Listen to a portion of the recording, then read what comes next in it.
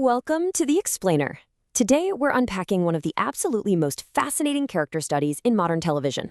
Okay, let's dive into this. We are exploring the incredibly complex psychological profile of Elliot Alderson from the hit series Mr. Robot.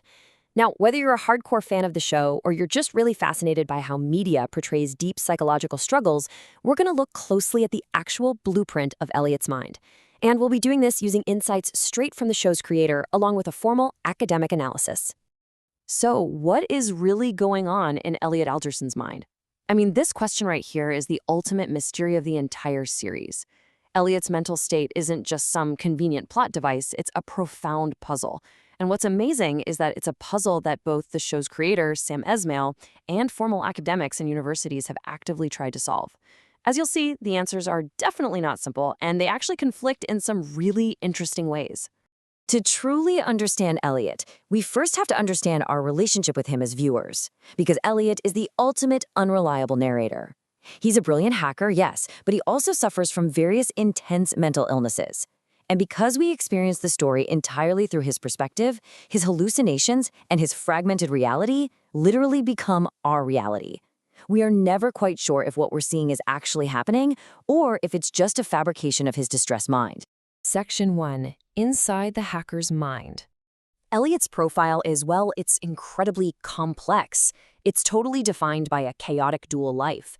By day, he works as a cybercrime expert, but by night, he's operating as a vigilante hacker, leading this underground collective known as F Society. But here is where the friction really lies. His intense desire to be in control of the digital world violently clashes with his total lack of control in his personal life. He's constantly trying to manage his profound emotional distress and depression with a heavy addiction to morphine and Suboxone, all while battling severe overlapping mental illnesses. Section 2. Crafting Elliot Alderson. So how do you even go about writing a character this layered? Well, the answer is deeply personal. Series creator Sam Esmail has stated, "I actually suffered from social anxiety as well as compulsive disorder. The biggest thing is hiding it." Esmail drew directly from his own real-life experiences with mental health. He noted that people dealing with emotional distress often try to manage it by closing themselves off, self-medicating, or literally creating personas to hide their pain. This deeply authentic struggle to hide from the world formed the very blueprint for Elliot. But Esmail didn't just rely on his own experiences. He actually brought in a consulting psychologist, which led to the exploration of mild dissociative identity disorder, or DID. During the writing of the pilot episode, the psychologist noticed a very specific, almost subconscious choice Esmail made in the script.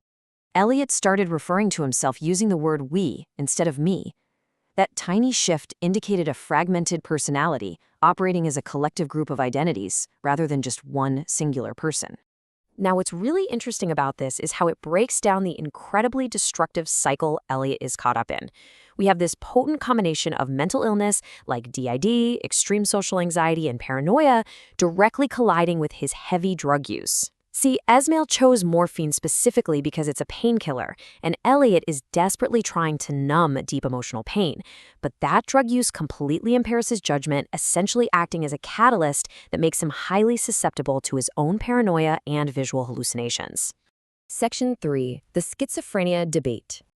Now, here is where things take a really fascinating turn. This is a 2019 university thesis by Muhammad Alam Baharuddin from the Universitat Islam Negeri Maulana Malik Ibrahim Malang. This paper specifically analyzes Elliot's time in prison during Season 2, focusing heavily on a journal Elliot keeps called Red Wheelbarrow. And the academic conclusions drawn here present a striking contrast to the showrunner's original vision. This clash is perfectly mapped out between two different perspectives.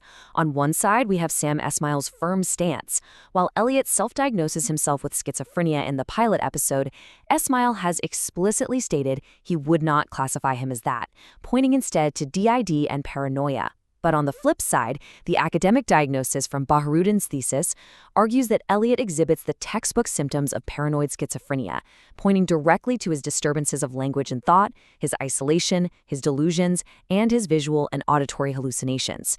Now, we aren't here to say who is right or wrong, but rather to see how beautifully complex the source material is that it invites such rich, divergent analysis. Section 4. Struggling for Control.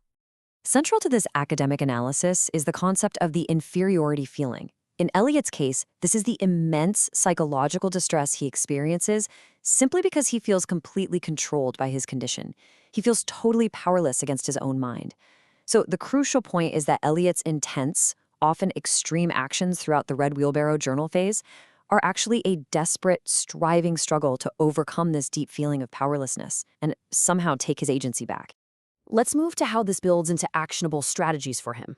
According to the thesis, Elliot's creative self, which is his mind's subconscious drive to solve problems, develops 4 specific steps to regain control. First, he creates a strict, highly planned daily regimen. Second, he avoids computers entirely, completely disconnecting from his digital obsession. Third, he consumes Adderall. And fourth, he consults a psychiatrist. He creates this rigid lifestyle just to force some kind of order onto his internal chaos. But it's not all just about rigid rules. The thesis also highlights a very human element of individual psychology called social interest. One of Elliot's major symptoms is his total isolation from others.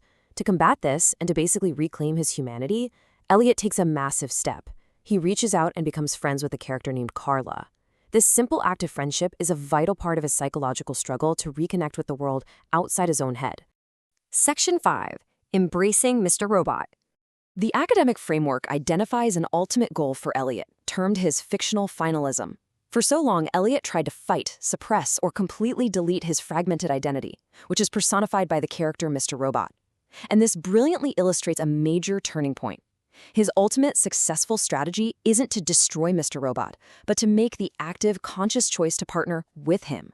He essentially encourages himself to overcome his severe symptoms by accepting his fragmented mind and deciding to work together with it. As we wrap up this explainer, I really want to leave you with a question to chew on. Elliot's journey, whether you view it as DID or paranoid schizophrenia, is ultimately about stopping the war against his own mind. It really makes us wonder, how might our own perceived flaws, our anxieties, or the parts of ourselves we try so hard to hide actually be vital pieces of a collective self that we need to embrace to truly find control? Thank you so much for joining me to explore the fascinating depths of Elliot Alderson, and I hope this provided you with a powerful new lens to view the series.